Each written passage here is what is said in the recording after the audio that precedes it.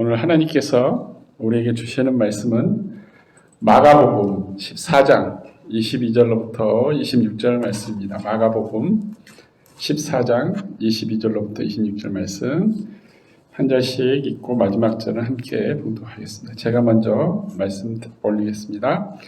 그들이 먹을 때 예수께서 떡을 가지사 축복하시고 떼어 제자들에게 주시며 이르시되 받으라 이것은 내 몸이니라 하시고 또 잔을 가지사 감사하기도 하시고 그들에게 주시니 다 이를 마시매 이르시되 이것은 많은 사람을 위하여 흘리는 나의 피 곧 언약의 피니라. 진실로 너희에게 이르노니 내가 포도나무에서 난 것을 하나님 나라에서 새것으로 마시지 말거니 다시 마시지 아니하리라 하시니라. 같이 읽겠습니다.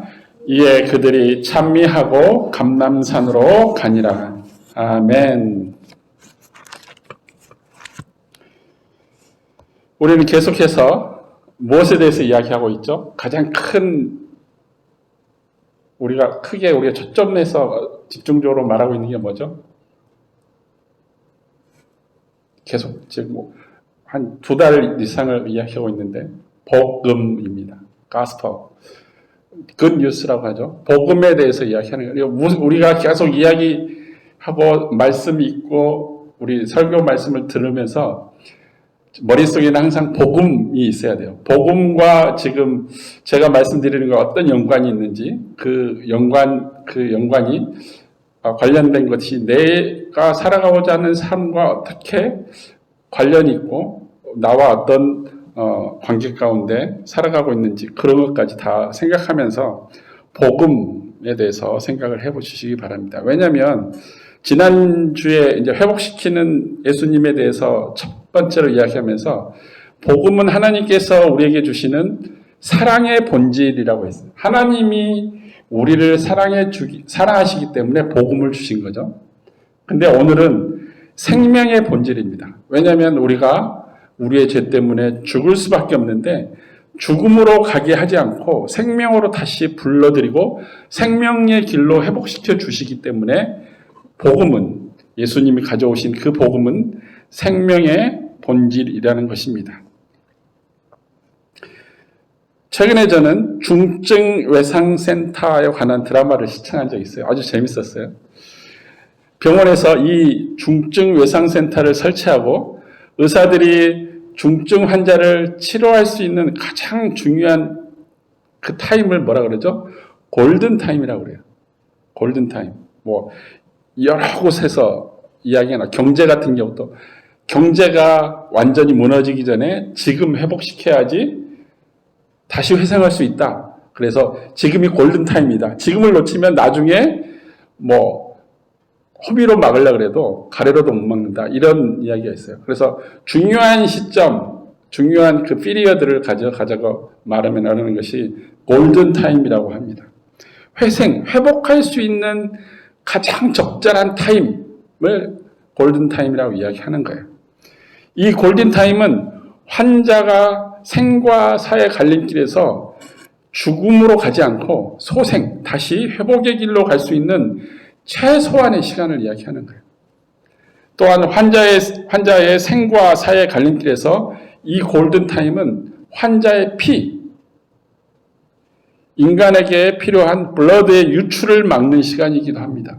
만약에 이 골든타임이라는 것을 우리가 무조건 10분, 30분, 1시간, 2시간 이렇게 정해놓은 게 아니라 그 사람이 다치고 사고를 당했을 때 그 사람 몸에서 그 사람의 피가 밖으로 유출이 됐는데 인간이 피를 가지고 있어야 되는 그 퍼센테이지를 넘어서면 골든타임을 잃어버린 거예요. 그 피의 유출이 최소한 미니멈으로 그 사람 몸에 들어있어야 되는 시점, 이게 골든타임의 마지막 그 순간이라는 거죠. 그래서 만약 일반 사람들이 환자들을 위해서 헌혈을 하지 않는다면, 헌혈이라는 희생으로 내가 봉사하지 않는다면, 희생하지 않는다면 사고나고 상처받아서 죽어가는 많은 환자들이 회복되는 소생의 길을 포기할 수밖에 없어요. 피가 없으니까. 자기 피를 흘렸죠. 만약에 몸속에 피가 몇 퍼센트나 있냐고 물어보면 대부분 70%, 80% 있다고 하는데 그 물이 70%, 80% 있는 거고 그 물 성분, 그러니까 몸속에 있는 물의 성분이 70%, 80%인데 그 중에서 피의 성분은 10%도 안 돼요. 근데 이 10%가 몸에서 빠져나가는데 50%가 빠진 그 시점이 골든타임의 마지막 순간이라면 나머지 50%를 채워 넣어야 되잖아요. 근데 그걸 헌혈을 통해서 아니면 누군가가 헌혈해 놓은 그 피를 자기 몸에 수혈 받아야 된다는 거죠. 그런데 헌혈자가 없으면 특별히 또 희귀한 혈액형을 가진 사람들은 정말 힘든 거예요. 소생되기 힘든 거예요. 그 피가 없는 한. 그래서 그 피는 우리가 헌혈하는 그 피는 환자들에게 생명이랑 마찬가지입니다. 예수님은 우리가 가지고 있는 죄, 그 죄의 상처로 말미암아 죽을 수밖에 없는 우리를 대신해서 우리에게 죽음이 아닌 생명의 길로 헌혈하신 거예요. 생명의 길로 우리를 인도해 주신 거예요. 어디서? 십자가 위에서 죽임을 당하셨기 때문에. 자신의 피를 우리에게 그 새로운 피, 우리가 살아갈 수 있는 죽음이 아닌 삶으로 소생되어서 회복될 수 있는 그 길로 가기 위한 피를 우리에게 주시기 위해서 예수님은 십자가 위에서 자신의 피를 모두 다 흘리시고 숨을 거두셨다는 것입니다. 결국 우리가 죽음과 삶의 그 갈림길에서 블러드를 우리의 플래시와 마찬가지로 우리가 죽음이 아닌 삶으로 가기 위한 최소한의 생명의 본질이라는 거예요. 살과 우리가 가지고 있는 살과 그리고 그 안을 소통시키는 피가 있기 때문에 살 수 있다는 거죠. 우리 눈에 보이지는 않으나 우리의 마음과 의식을 다스리는 영적인 피와 살을 진리의 하나님의 말씀을 통해서 우리가 우리의 생명을 자꾸 소생시키는 거예요. 왜냐하면 우리의 영적인 삶을 회복시키기 위해서 예수님께서 피와 살로 우리에게 주셨기 때문입니다. 그러면 이 생명의 본질인 이 복음에서 어떻게 우리가 살아갈 수 있는 생명의 본질이 나왔는지 한번 찾아보겠습니다. 오늘 본문을 이해하기 위해서는 먼저 오늘 본문의 시작인 14장, 오늘이 마가복음 14장 22절부터 시작되잖아요. 근데 1절, 2절을 읽어보면 이렇게 나와 있습니다. 마가복음 14장 1절, 2절 보면 이틀이 지나면 유교절과 무교절이라 대제사장들과 사기관들이 예수를 흉계로 잡아 죽일 방도를 구하며 이르되 밀란이 날까 하노니 명절에는 하지 말자 하더라. 이게 14장 1절, 2절 시작하는 부분이에요. 그리고 이제 예수님이 6월절 음식을 먹고 6월절 음식을 다 먹는 그 시점에 예수님께서 오늘 22절 말씀인 빵을 가지고 포도주를 가지고 자신의 피와 살을 비유하며 말씀하신 내용입니다. 방금 우리가 읽은 14장 1절, 2절 말씀의 키포인트를 말씀드리면 6월절, 예수, 죽음, 그리고 밀란을 일으킬 수 있다는 백성, 이렇게 네 가지로 정리할 수 있습니다. 즉 오늘 본문은 6월절 안에서 일어난 것. 6월절 안에서 지금 예수님께서 떡과 포도주를 가지고 제자들에게 성만찬을 베풀고 있는 거예요. 6월절 안에서. 예수님의 죽음에 관한 내용과 그리고 모든 백성들에 관한 내용이에요. 아까 1절과 2절의 키포인트가 뭐라 그랬죠? 6월절, 예수님, 죽음, 백성, 이건데 6월절 안에 이 모든 게 다 들어가 있다는 거예요. 예수님, 그리고 예수님의 죽음, 백성, 이 모든 게 관련된 내용입니다. 먼저 6월절이라는 단어의 뜻은 월이 월자거든요. 담을 넘어간다는 뜻이에요. 담을 넘어간다는 뜻이에요. 그 6월절이라고 합니다. 왜 담을 넘어가는 것 때문에 6월절이냐면 우리 집으로 들어온 죽음의 그림자가 우리 집으로 들어오지 않고 우리 집 담을 넘어간다 해서 6월절이에요. 우리 집에는 죽음을 주지 않고 넘어가기 때문에 내 생명이 보존되었다는 뜻에서 6월절입니다. 6월절이 이스라엘 민족에게 그리고 오늘날 우리에게 어떤 의미를 갖고 있는지 찾아보면 6월절이란 그 말은 하나님의 구원 사역의 성취라고 말할 수 있어요. 모세를 통해서. 그래서 그 모세를 통해서 하나님이 이스라엘 민족을 구원해 주는 그 사역, 그 시작을 그 첫 번째는 뭐냐면 하나님께서 모세를 통해 성취하신 이스라엘 민족을 구원하는 것은 하나님께서 이집트에서 노예 생활을 하고 있는 이스라엘 백성을 구원하기 위해서 모세를 부르십니다. 이스라엘 백성이 왜 이스라엘 백성이죠? 지금 애굽 땅에서 60만 명, 남자만 60만 명, 그리고 가족, 어른, 아이, 노인 다 합치면 200만 명이 넘는다고 기록이 나와 있어요. 200만 명이 넘는 그 인원들이 어디서부터 출발했냐면 그 이집트에서 노예 생활을 왜 시작을 했죠? 가나안 땅에 살다가 흉년이 들어서 먹을 것을 찾아서 가다가 어디로 갔죠? 구덩이에 빠뜨려서 야곱의 아들들이 12명이 있는데 12명 중에 11번째 아들이 요셉이잖아요. 요셉이 야곱의 귀염을 독차지하니까 그 형들, 요셉의 형들, 10명의 형들이 요셉을 구덩이에 던져가지고 죽게 하려다가 이집트로 가는 상인에게 팔아버리잖아요. 노예로. 팔아서 이집트로 가서 거기서 그 내용들은 성경에서 읽어보시고 결국은 총리가 됐잖아요. 바로 밑에 있는 총리. 총리가 돼서 이제 많은 음식을, 먹을 것들을 관장하기 때문에 그걸 쫓아가잖아요. 10명의 그 요셉을 팔았던, 노예를 팔았던 형들이 아버지 야곱의 명을 받아서 이집트로 가서 먹을 것을 구하러 가서 결국은 화해하고 만나고 요셉하고 화해해서 결국은 야곱이 나중에 돌아와서 에서와 화해하면서 하나님께서 야곱의 이름을 이스라엘로 바꿔주셨어요. 이스라엘. 그래서 이스라엘 민족이 된 거예요. 야곱의 자손 12명, 그리고 12명의 자손들이 나서 지금 현재 애굽에서 200만 명이 넘는 그러니까 야곱의 후손들이 살고 있는 그 민족이기 때문에 이스라엘 민족이라고 한 거예요. 야곱에서부터 출발한 거죠.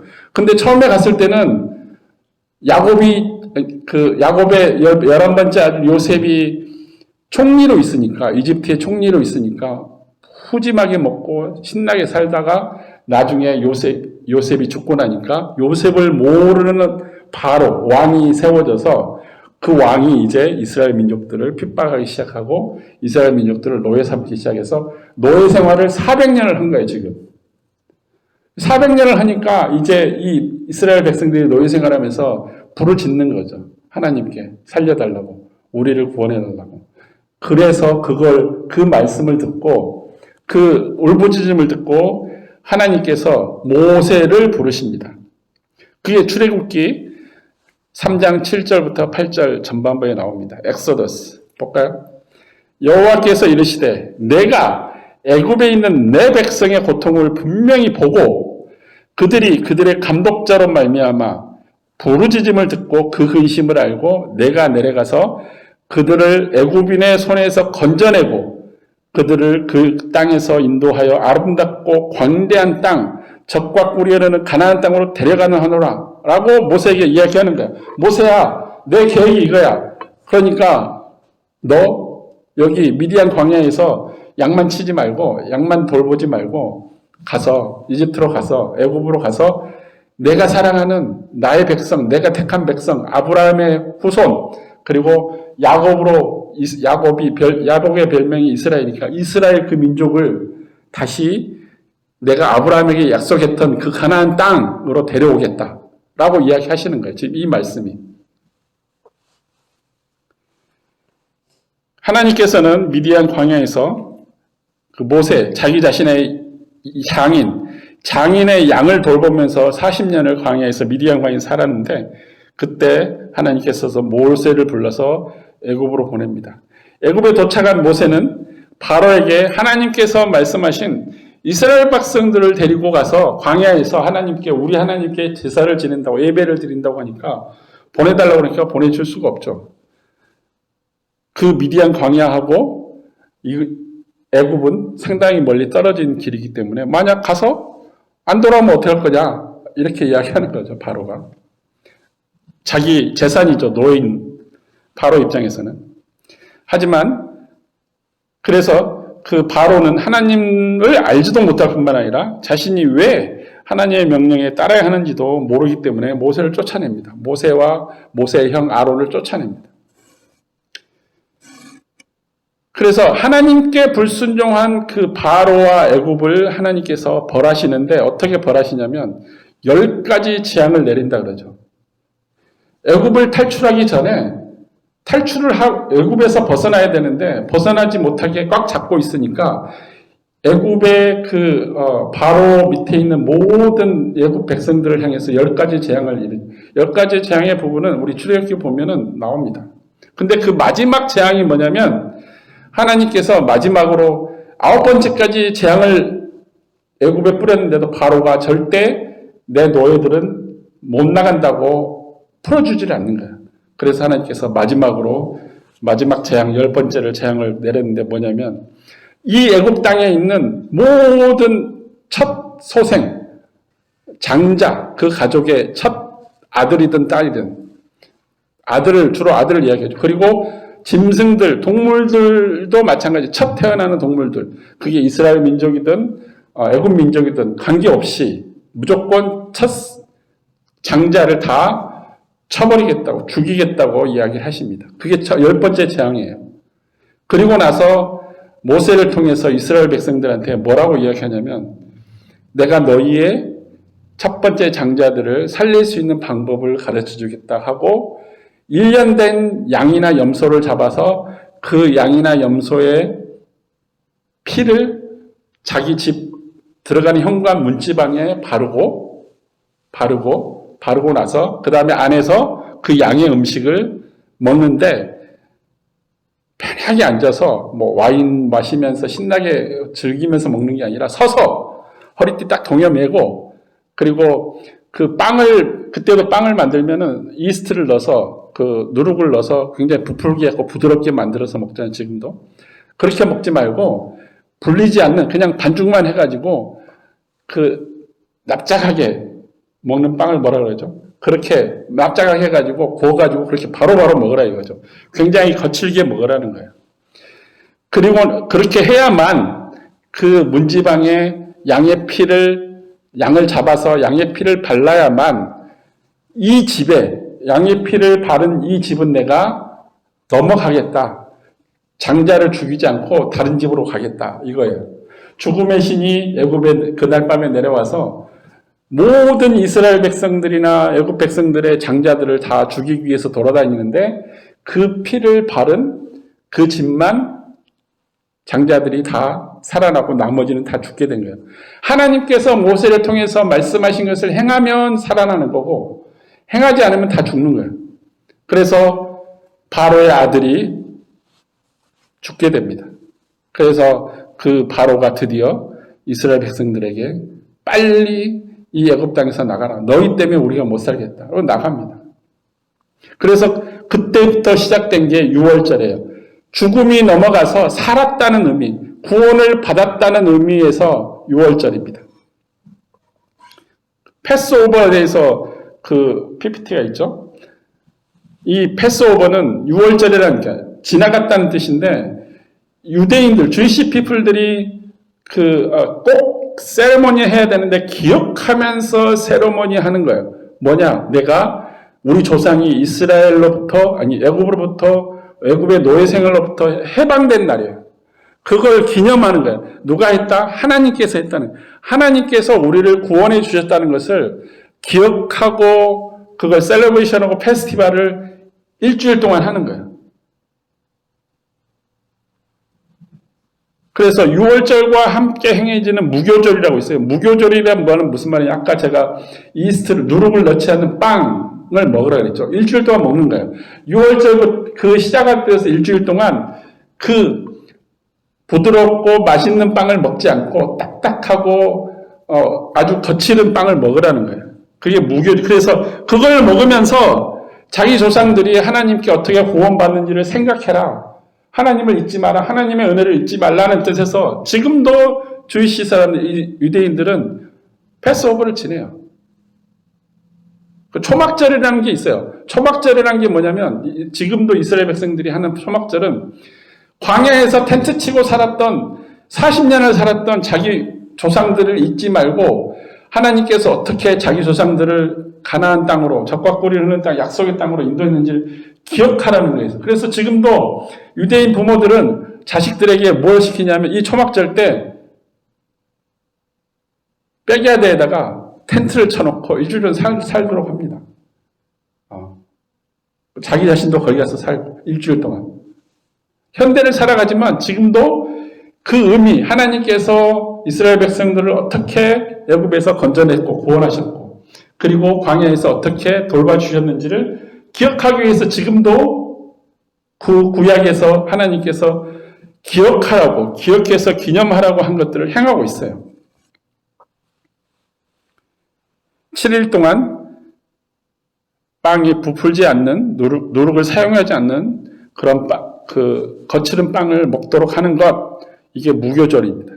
무교절 때는 내가 하나님만을 생각하고 하나님께서 나에게 어떻게 우리 조상들을 통해서 나에게 어떻게 은혜를 베풀었는지를 기리는 그런 무교절, 고난주간이라고도 말하고 6월절 다음부터 시작되는 모든 일주일 동안을 거칠게 살아가는 것, 이것을 6월절과 무교절이라고 이야기합니다.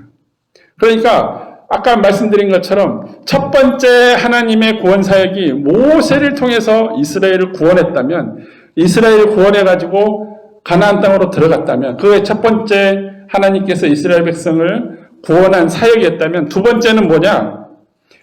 예수 그리스도를 통해서 이스라엘 민족뿐만 아니라 세상의 모든 민족을 구원하기 위해서 예수님을 우리에게 보내주신 거예요.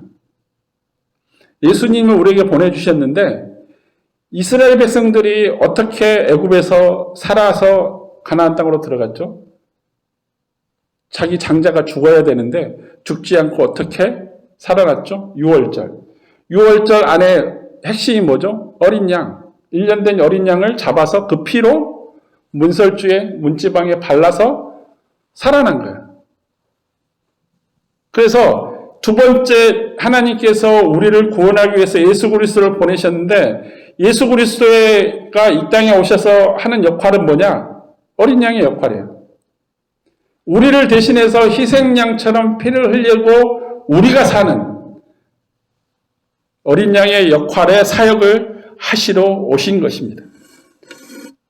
그래서 예수님께서는 이스라엘뿐만 아니라 세상의 모든 민족을 위해서 구원을 받으라고 이야기합니다. 너의 죄를 회개하고 용서함을 받아서 구원을 이루라고 이야기하는 것입니다. 그래서 두 번째 하나님이 모든 자기의 피조물, 세상 모든 민족을 위해서 구원하는 사역의 시작은 뭐냐?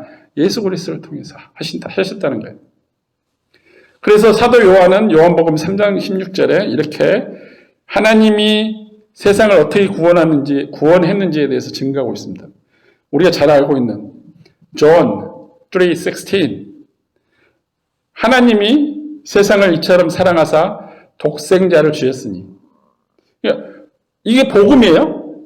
복음이 뭐냐? 우리를 구원하는 좋은 소식. 우리가 이스라엘 민족들이 애굽에서 노예로 힘들게 구박받으면서 채찍당하면서 고생하면서 살아가는 그 상태에서 건져주는 것, 레스큐해주는 것, 구원해주는 것. 그게 하나님의 사랑으로부터 시작됐다는 거예요. 그러면 그 하나님의 사랑이 우리하고 어떻게 관계가 되느냐? 예수 그리스도를 하나님께서 우리를 사랑한다는 증표로 보내주셨다는 거예요.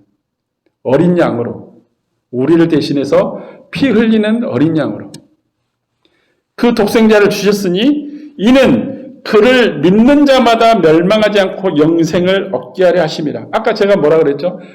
하나님께서 모세를 통해서 너희가 1년 된 흠없는 어린 양 또는 염소를 잡아서 그 피로 문설주에 바르면 너희의 장자는 살 것이다, 죽지 않을 것이라고 말씀하셨는데 그걸 믿는 자들은 다 그렇게 행해서 살아났지만 믿지 않는 자들은 다 그 집안의 장자들은 다 죽었다는 거예요. 믿으면 생명으로 나아갈 수 있고 믿지 않으면 죽음이 찾아온다는 거예요. 예수님께서 제자들을 데리고 예루살렘 성에 입성해서 가장 먼저 한 게 뭐죠? 지난주에 우리가 같이 했던 하나님의 성전을 청결하게 하는 거예요. 매매하는 자들, 돈 바꾸는 자들, 비둘기 파는 자들, 이 사람들 다 쫓아낸 거예요. 왜냐하면 하나님의 성전은 하나님께 예배하고 기도하는 곳이지 장사하는 곳이 아니기 때문에. 나의 이익을 위해서 그 성전에 와서 내 이익을 위해서 다른 사람과 거래를 하는 곳이 아니기 때문에. 그 성전은 오직 하나님만 바라보는 그 장소이기 때문에. 정결하게 하신 후에 제자들을 데리고 이제 유월절 음식을 먹습니다. 이것이 바로 우리가 잘 알고 있는 예수님의 최후의 만찬이에요.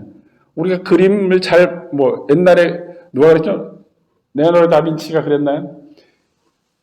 그려놓은 거, 최후의 만찬. 그게 지금 오늘 본문에 나와 있는 내용이에요. 최후의 만찬이에요. 예수님께서 십자가에 죽기 전에 제자들하고 마지막으로 먹은 음식, 마지막으로 디너를 먹었는데 이게 최후의 만찬이에요. 그게 지금 오늘 본문 내용입니다. 이 최후의 만찬이 중요한 이유는 하나님께서 애굽에서 노예 생활하던 이스라엘 백성들을 풀어주시고 이스라엘의 조상인 아브라함의 언약하신 약속의 땅인 젖과 꿀이 흐르는 가나안 땅으로 인도하신 것처럼 오늘 예수님께서 우리들의 죄로 말미암아 죽을 수밖에 없는 죄의 싹슨 사망이라고 그래서 죄의 끝은 사망이에요. 그래서 죽을 수밖에 없는데 이 죽을 수밖에 없는 죽음이 아닌 생명으로 옮겨주시기 위해서 십자가의 구원을 말씀하기 때문입니다. 그래서 이 최후의 만찬이 중요한 거예요. 최후의 만찬이 제자들하고 12명하고 제자 12명하고 같이 먹었다 그래서 또 예수님이 돌아가시기 전 십자가에서 죽임당하기 전에 먹었다 그래서 최후의 만찬이어서 중요한 게 아니라 이 최후의 만찬에서 제자들을 통해서 또 우리에게 말씀해 주시는 그 죽음이 아니라 너희들은 죽음으로 향하지 않고 생명으로 향할 거야 라고 말씀해 준 내용이 있기 때문에 이 최후의 만찬이 중요합니다. 본문 22절을 볼까요? 그들이 먹을 때, 유월절 음식을 먹을 때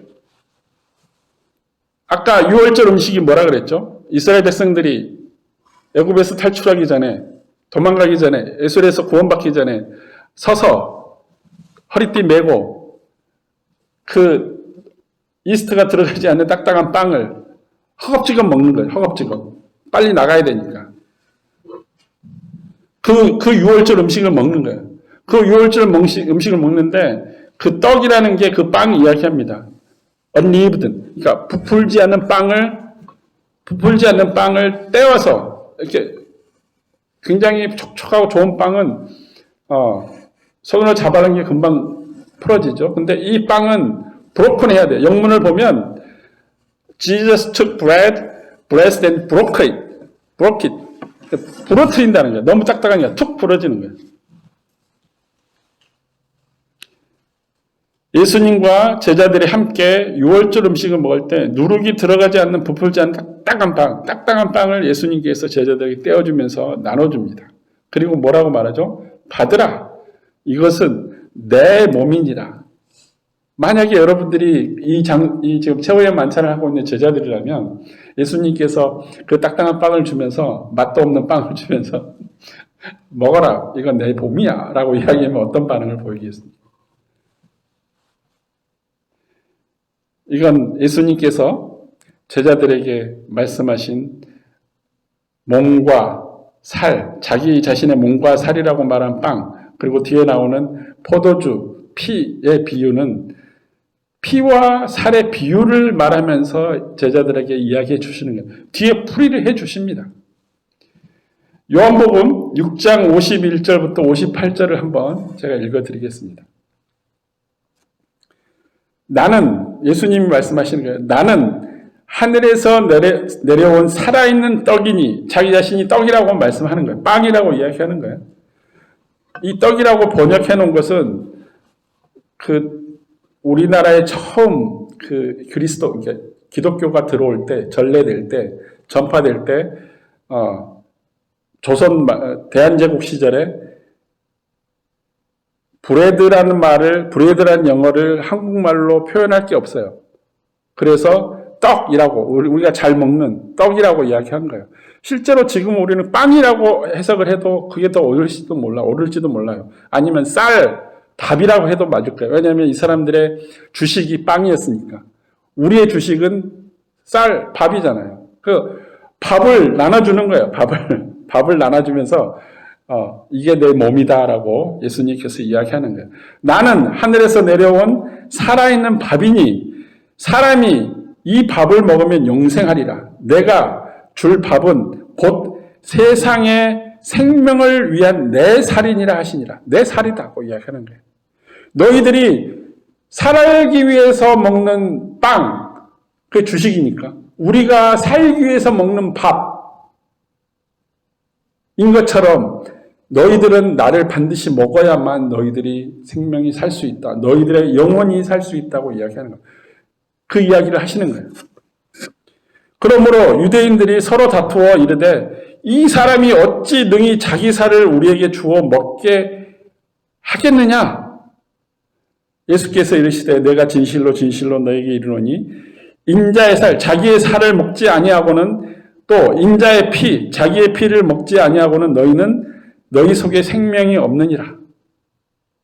내 살을 먹고 내 피를 마시는 자는 영생을 가졌고 마지막 날에 내가 그를 다시 살리리니 내 살은 참된 양식이요 내 피는 참된 음료로다.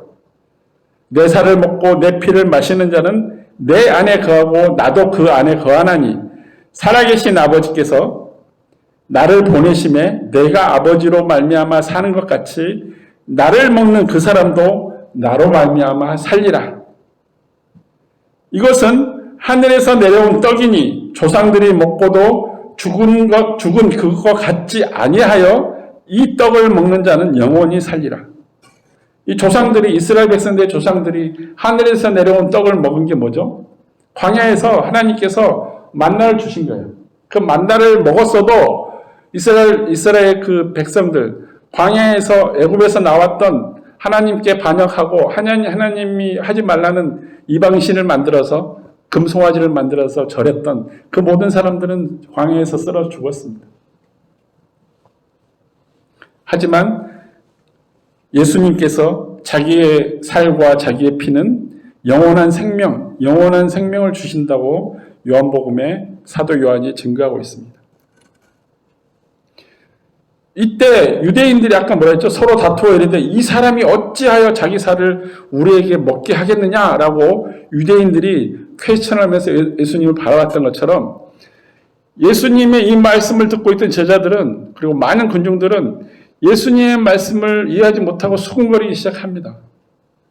내가 어떻게 사람의 피와 살을 먹을 수 있느냐 그렇게 생각을 해요. 예수님이 지금 살아있는데 살아있는 사람의 피와 살을 먹어버리면 나는 식인종 되는 거 아니야. 그래서 수군거리기 시작합니다. 그래서 예수님께서 이 뒤에 63절에 요한복음 6장 63절에 이렇게 이야기합니다. 살리는 것은 영이니 내 피와 살을 먹으면은 너희들에게 생명이 있고 살 수 있다고 이야기하는 것은 너희의 영이 살 수 있다는 거야. 영. 육은 무익하니라. 너희들의 육신, 언젠가는 그 육신의 생명이 다해서 그 날이 다해서 죽는 날이 오는데 그 죽는 그 육신을 살리려고 내가 내 피와 내 살을 너희에게 주는 게 아니라 너희의 영혼을 살리기 위해서 오리지널 영혼 하나님께서 아담과 이브를 흙으로 지으시고 만드시 창조하시고 그 흙으로 지은 아담을 살게 하는 것은 영이라고 해서 하나님께서 그 아담의 코를 통해서 생명을 부어넣으니까 그 호흡을 불러넣으니까 그제서 사람이 됐다고 생명이 됐다고 이야기하는 거예요. 그 생명으로 살아있는 영으로 다시 회복시켜 주겠다는 겁니다. 왜냐하면 그 영이 죄로 말미암아 죽은 상태, 에덴 동산에서 쫓겨난 상태가 됐기 때문에 살아있고 하나님의 영이 우리 몸속에 살아있는 그 영으로 회복시켜 주시겠다는 거예요. 우리 몸에 하나님의 영이 살아있으면 예수님도 살아있고 예수님이 내 안에서 거하시면 하나님도 나를 받아주신다는 그 이야기를 지금 요한복음 6장 51절부터 58절까지 제가 읽은 그 말씀의 본질입니다.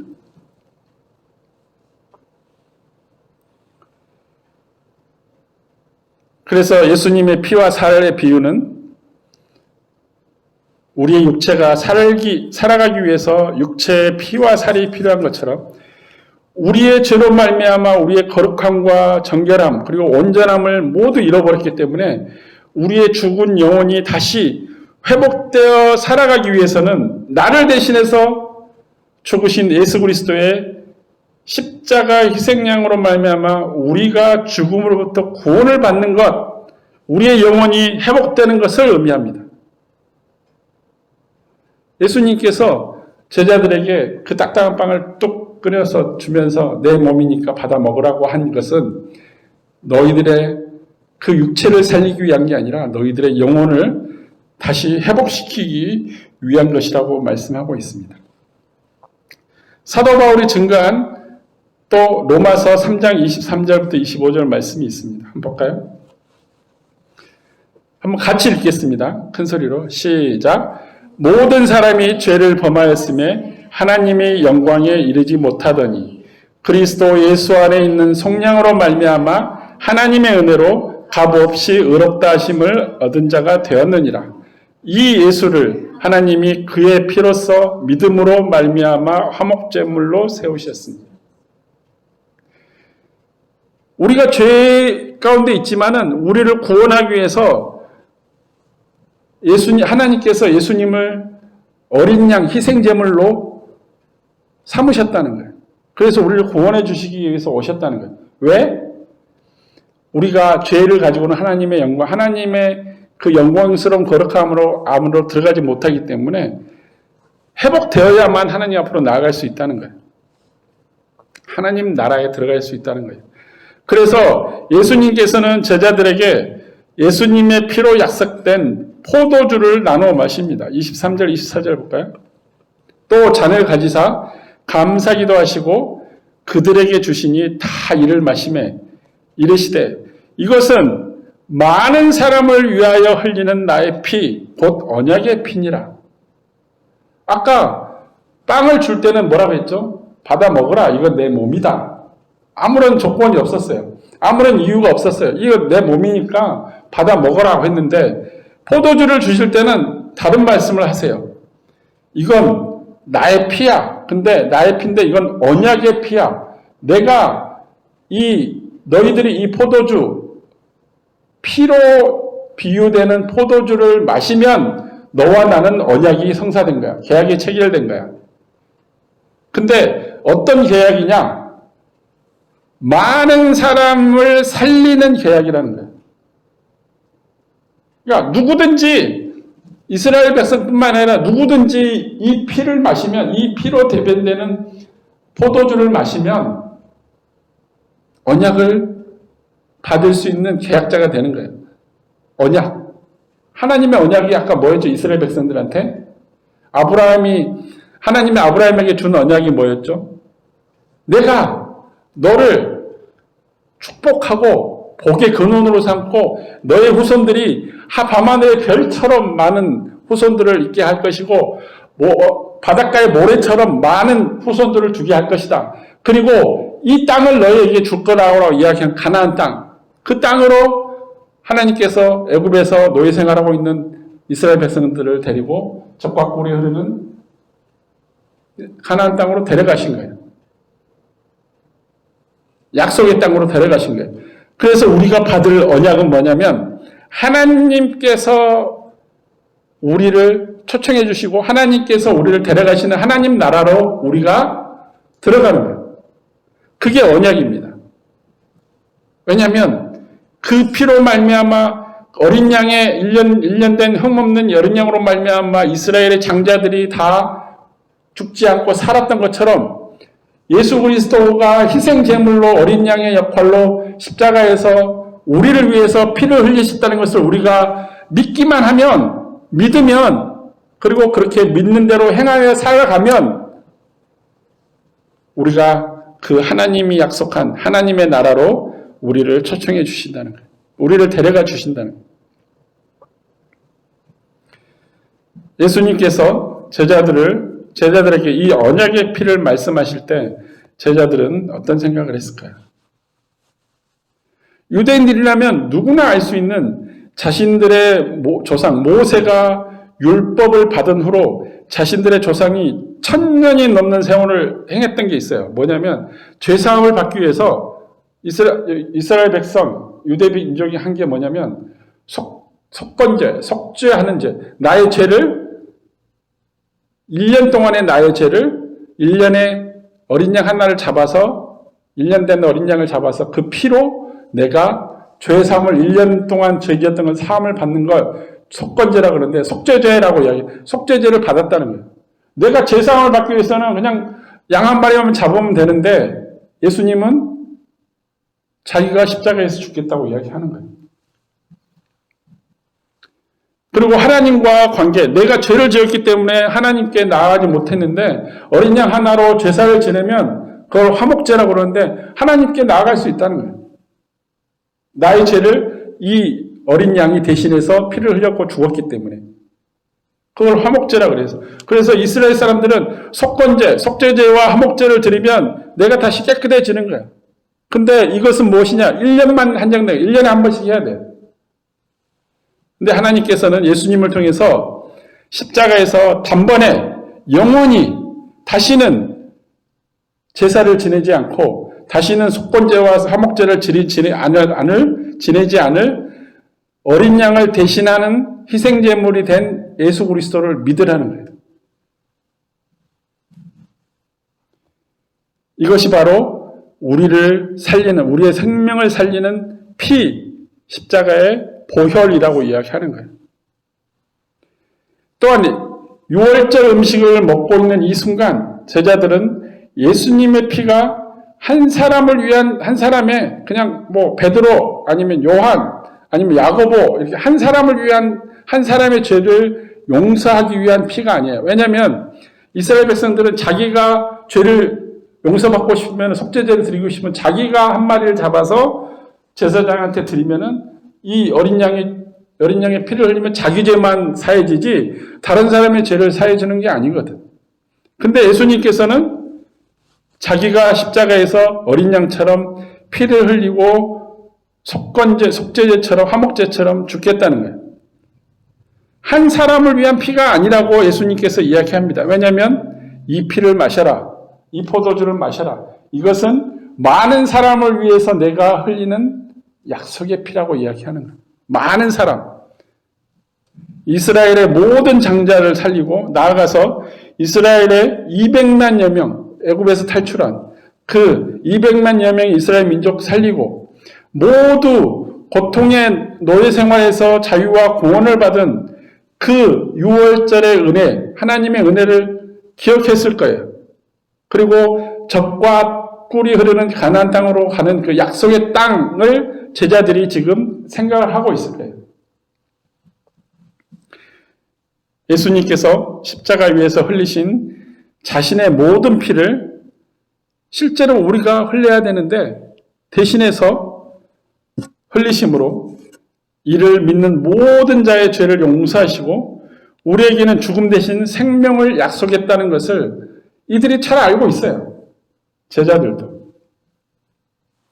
그리고 예수님은 죽으신 후에 3일 만에 부활하셔서 우리에게 새로운 생명과 회복을 주시겠다고 약속하셨습니다. 이게 많은 사람을 위하여 흘리는 이 새 언약의 피, New Covenant, 이 새 언약의 피가 뭐냐면 그 안에, 피 안에 뭐가 들어있냐면 내가 너희 죄를 용서한다. 그리고 죽었던 너희의 영혼을 다시 회복시켜서 거룩한 하나님의 자녀로 만들어주겠다. 하나님의 자녀, 하나님 나라 들어갈 수 있도록 너희들을 인도해 주겠다라는 용서와 회복이 들어가 있습니다. Forgiveness, Restoration, 이게 다 들어가 있는 거예요. 그리고 예수님은 죽음에서 부활하신 후에 우리를 보화처럼 홀로 두지 않으시고 다시 우리에게 오셔 예수님을 믿어 구원받아 생명의 삶을 살아가는 모든 우리에게 하나님 나라로 데려가시겠다고 약속하십니다. 25절 볼까요? 진실로 너에게 이르노니 내가 포도나무에서 난 것을 하나님 나라에서 새 것으로 마신 날까지 다시는 마시지 아니하리라 하시니라. 예수님께서 말씀하신 포도나무에서 난 것은 포도주를 의미합니다. 이스라엘 민족에게 포도주는 축복의 의미입니다. 축복, 축하의 의미입니다. 예수님께서 가나 혼인잔치에서 포도주를 만들고 포도주로 축하하고 축복을 주셨던 것처럼 포도주는 축복의 의미입니다. 그래서 이 포도주, 포도나무에서 난 것을 지금 이 시간 이후로는 안 마시고 내가 하나님 나라 가서 너희들과 함께 마시겠다는 거예요. 다시. 예수님께서 우리를 위한 십자가에서도 십자가 위에서 죽으면서 고통당하면서 그 고통 중에도 그 로마 병사가 긴 가지 끝에다가 스펀지에다가 신 포도주를 적셔가지고 입에다 대줍니다. 예수님 이거 마시고 고통을 약간 잊어버리고 빨리 돌아가세요 이거지. 그거 거절하셨어요. 하지만 다시 이 땅에 오시는 날 혼인잔치처럼 우리와 함께 하나님 나라에서 새 포도주를 마시겠다고 말씀하신 것입니다. 사도 바울이 로마서 8장 10절하고 11절에서 이렇게 증거하고 있습니다. 또 그리스도께서 너희 안에 계시면 몸은 죄로 말미암아 죽은 것이나 영은 의로 말미암아 살아있는 것이니라. 아까 예수님이 뭐라 그랬죠? 살리는 것은 영이라고 이야기했습니다. 예수를 죽은 자 가운데서 살리신 이의 영이 예수님을 죽은 자 가운데서 살리신 이가 누구냐? 하나님이죠. 하나님의 영, 성령이 우리 안에 거하면 이 그리스도 예수를 죽은 자 가운데서 살리신 하나님께서 우리 안에 거하시는 성령님으로 말미암아 우리가 죽을 수 있는 그 몸까지도 살리신다고 하십니다. 그래서 예수님이 다시 오는 재림한 때는 예수님이 우리를 부르시면 우리는 불려가는 거예요. 어디로? 예수님 앞으로. 근데 내 영혼만 가는 게 아니라 죽은 내 몸까지 살아서 예수님 앞에 간다는 거예요. 결국 예수 그리스도를 믿음으로 나의 영혼이 회복되어 살아나고 후에 예수님이 재림하실 때, 다시 오실 때 우리 안에 있는 성령으로 말미암아 우리가 성령의 뜻대로 살아가고 순종하면서 믿음으로 살아간다면 우리 육체도 부활하게 될 것이라고 약속해 주시는 내용이에요. 이게 언약입니다. 그리고 예수님이 제자들 데리고 항상 그랬듯이 감난산으로 향하십니다. 26절 볼까요? 이에 그들이 찬미하고 감난산으로 가니라. 예수님은 제자들에게 마지막 자신의 사명을 피와 살의 비유로 가르치신 후에 모든 민족을 살리시기 위해서 여호와를 찬양합니다. 여호와 하나님을 찬양합니다. 자신에게 모든 사람을 살리는 사명을 주신 내가 십자가에서 죽을지라도 하나님께서 나에게 주신 사명은 나를 위한 사명이 아니라 내가 십자가에서 죽을 때 받게 될 모든 세상 모든 민족 하나님의 모든 피조물이 받게 될 그 구원의 역사입니다. 그래서 하나님을 찬양합니다. 이제 조금 있으면 가룟 유다가 배신해서 대제사장에게 자기 자신이 끌려가 말할 수 없는 모욕, 그런 모욕을 당합니다. 얼굴에 침도 뱉고 채찍질하고 뺨도 때리고 로마 총독 손에 넘겨져 애굽에서 노예 생활하던 이스라엘이 어린 양의 희생으로 구원받았던 것처럼 자신이 스스로 우리의 구원의 어린 양이 돼서 죽어야 함에도 불구하고 예수님은 여호와 하나님을 찬양합니다.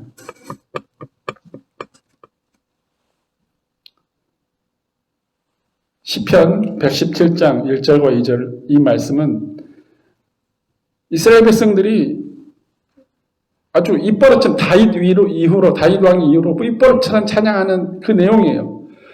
너희 모든 나라들아 여호와를 찬양해라. 너희 모든 백성들아 그를 찬송할지어다. 우리에게 향하신 하나님의 인자하심이 크고 우리에게 은혜를 베푸신 하나님이 있다고 하나님에 대해서 찬양하는 여호와의 진실하심이 우리를 향한 진실하심이 영원함이로다라고 할렐루야 할렐루야 외치면서 감람산으로 가는 거예요. 그 마가의 다락방에서 마지막 만찬을 하고 마가의 다락방 위치가 어디냐면 감람산으로 올라가는 초입에 있는 여관입니다. 그 마지막 위층이 제일 꼭대기층에 그 다락방에서 마지막 만찬을 먹고 내려와서 감람산을 향해서 올라갑니다. 찬양을 하면서 여호와 하나님을 찬양하면서 예수님은 제자들에게 이야기했어요. 이 밤이 지나면 자기가 대제사장과 바리새인과 유대인들에게 붙잡혀서 모욕당하고 죽게 될 거라고 이야기하고 있습니다. 그럼에도 불구하고 찬양합니다. 왜냐하면 예수님은 자기가 받은 사명을 성취하고 이루는 것에 대해서 가장 기뻐했기 때문에 누가복음은 예루살렘에서 예수님이 일상을 기록하고 있습니다. 왜 예수님께서 지금 감람산, 올리브나무가 가득한 산으로 올라갔는지를 누가복음 21장 37절에 이렇게 이야기합니다. 예수께서는 예루살렘에 들어가신 뒤에 낮에는 성전에서 사람들을 가르치시고 밤에는 나가서 그 성에서 나가서 감람원이라 하는 산에서 쉬시고 기도하시고 제자들과 이야기하시고 이게 어떻게 됐냐면 예루살렘 성전은 약간 언덕입니다. 작은 산이에요. 올라가 있어요. 높은 지대예요. 그 위에 예루살렘 성전이 있어요. 그리고 그 밑으로 내려와서 다시 올라가는 그 시점이 여기가 감람산이에요. 그래서 감람산 웨스트에서 앉아서 바라보면 한 200m 정도 된 거리에 예루살렘 성전이 있어요. 그리고 그 밑에는 계곡이 있습니다. 이렇게 계곡. 그걸 이제 기드온 계곡이라고 말하는데 그 계곡이 있어요.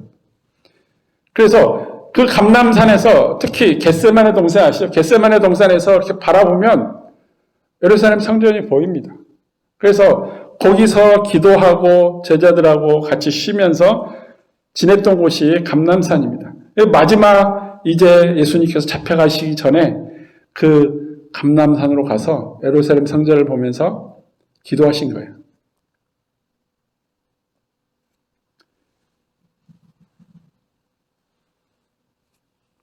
자기가 어린 양으로 곧 죽임 당하게 될 자신의 사역과 그리고 자기가 떠나고 난 뒤에 홀로 남게 될 제자들을 생각하면서 기도를 많이 하셨습니다.